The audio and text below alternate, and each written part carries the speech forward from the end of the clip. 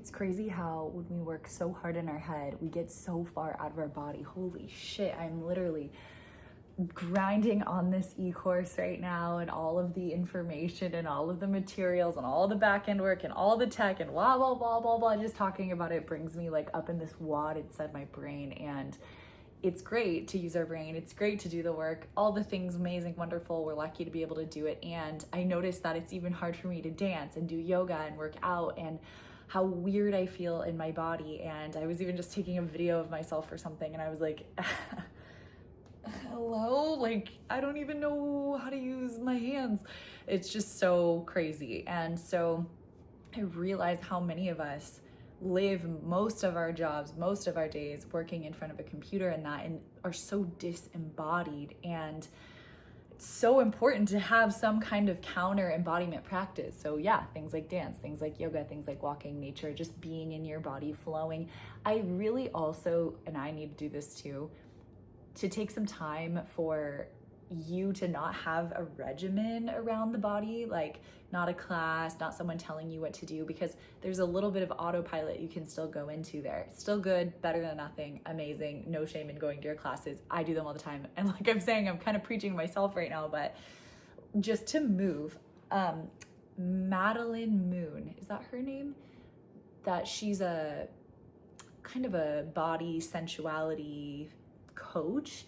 And she talks a lot about how women especially need a non-linear practice, and that's for our emotional well-being, and that's also for our physical well-being and mental, all of it. It's very holistic, as we can see, but that the feminine is non-linear in nature. The masculine is linear, the feminine is cyclical and wavy and random, and we love that. And quantum, right? So we have to connect with that, because that piece of us is our divinity. That piece of us is our connection to source, the divine, dreams. Whereas the masculine lives in the physical, it is linear, it is how can I execute A to B, B to C.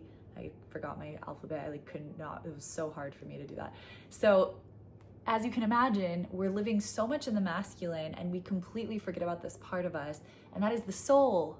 That is literally the soul of us, men too, anyone, non-binary. If you are a human being, your feminine energy is your connection to your divinity.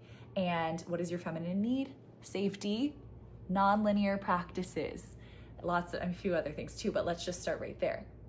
We need to feel safe. So if we're in stress and fight or flight and disconnect, it's not going to come online. We aren't going to get the messages of the soul. We aren't going to feel truly connected to ourselves. And if we're not truly connected to ourselves, guess what? We're not going to feel fulfilled at all.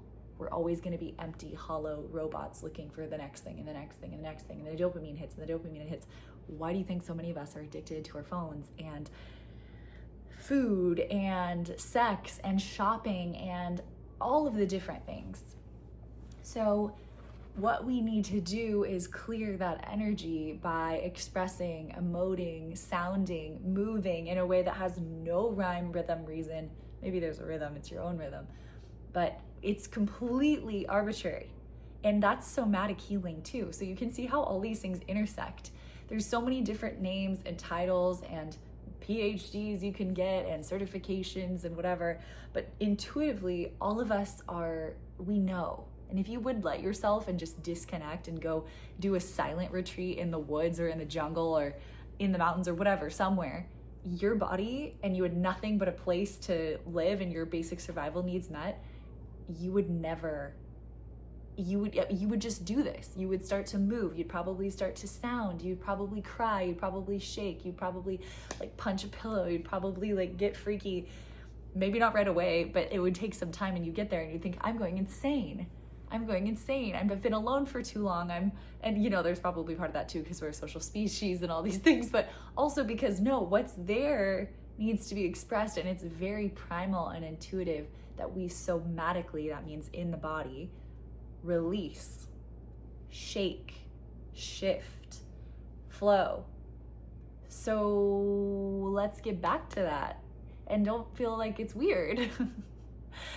You can do it in any given situation. The more connected to your body you are, also the more magnetic you are.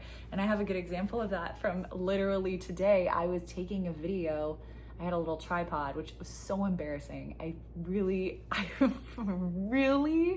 struggle to be on camera in general, mostly for still shots. Literally kill me now. But like working on that, being seen, I'm working on that. But in general, filming myself in public is like the cringiest thing to me in the whole entire world. And I am not gonna lie, when I see people doing it, I judge them. I do, I judge them. Now I let go because I know that I am also that person sometimes now, or also it's brave and I know what it takes. Like I know what it takes to create an e-course, to run your social media, to freaking have a YouTube channel, which I'm still digesting too.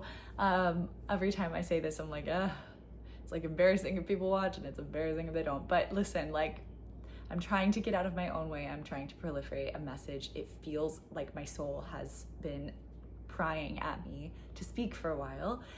And so here I am, not for a while, forever. So here I am. All right, so today I have my little tripod. I'm so embarrassed about it. Some guy comes up to me after, and I'm filming myself doing embodiment practices. And when I tell you, they aren't sexy. I was in a bathing suit because I was at the beach, but so was everybody else. And I was like kind of doing a little bit of stretching. I was shaking. I did some cartwheels. I did some really shitty handstands and breathed, shook, did really weird things. I just let myself be in my body, and I was gonna use it for some content. We'll see if I do. I actually might still. But anyway, it wasn't sexy. It was just embodied, and I felt myself in my body. And when I packed up and got it, I felt like there were some people watching me, like different people. I mean, I'm sure it was kind of weird, but I got asked out or like flirted with twice within like the 2 minutes from there to my car, from people who were like watching and were like, hey, I just wanted to, and I was like, okay, I have a boyfriend, first of all. Second of all, very interesting, isn't it? That's so interesting. And I got in my car and I really thought to myself, embodiment is what makes you sexy. Embodiment is what makes you magnetic. I walk on that beach freaking every single day pretty much, and I'm not getting hit up like all the time or like that. That was like boom, boom, boom.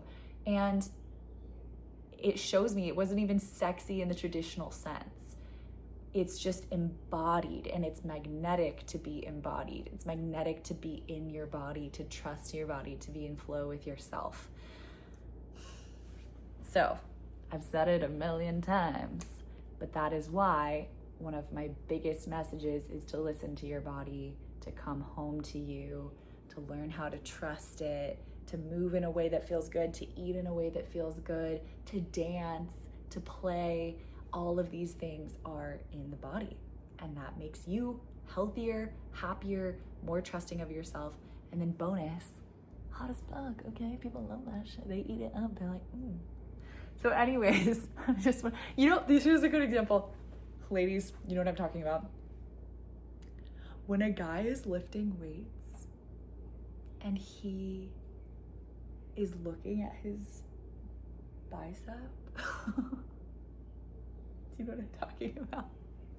I don't know why I feel like this is illegal or something. Like I'm not supposed to be saying it. No.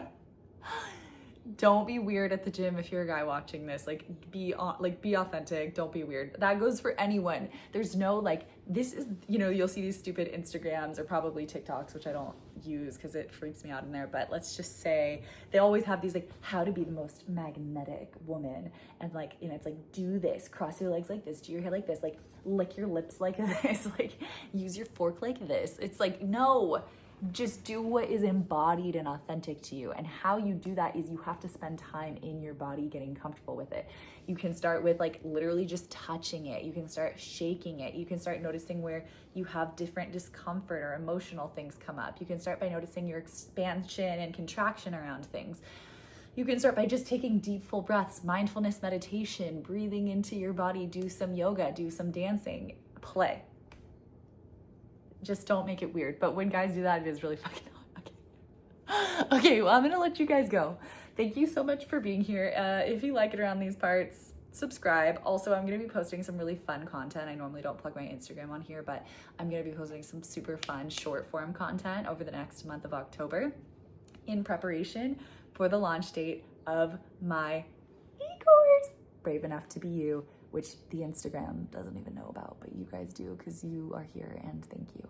And yeah, so I'll be just sharing some fun tips and tricks, and the e-course comes out early November. I'll talk more on that soon, but I'm just stoked you're here.